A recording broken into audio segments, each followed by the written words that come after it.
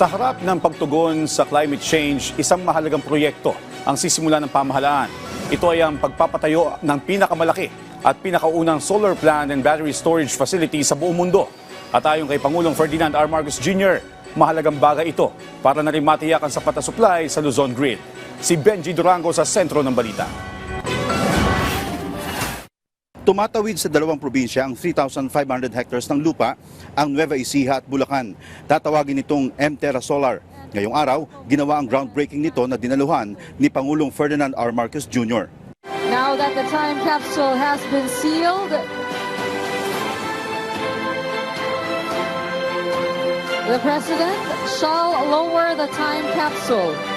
In full swing na ang 200 million peso project ng Meralco Power Gen Corporation at ang Terra Solar Philippines Incorporated. Naayon nito sa kagustuhan ng Pangulo sa pagpapaunlad ng renewable energy sa bansa. Today we take a leap towards the future, driven by innovation and sustained by our collective hope for a cleaner and greener Philippines.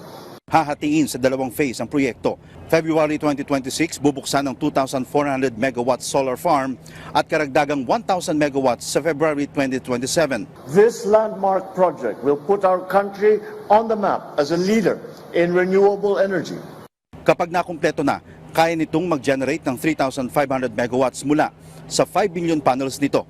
Terra Solar Project will help stabilize our power supply, reduce energy costs, and contribute significantly to our target of 35% renewable energy share in the power generation mix by the year 2030.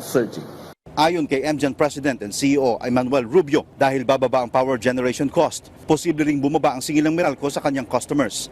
Pag-operate nito, malaramdaman na ng mga consumers. No? And, the full delivery of its capacity is expected to be 2027 February. No? But in first phase, will be delivering March 2026. Makapagbibigay din ito ng 10,000 trabaho sa mga Pilipino habang binabawasan ng 4.3 million tons ng carbon emission ng bansa kada taon. We are working towards a steady and reliable power supply that will meet the demands of today and continuously fuel our ambitions for tomorrow. We will build, we will take action, and we will never stop daring. Benji Durango para sa Pambansang TV sa Bagong Pilipinas.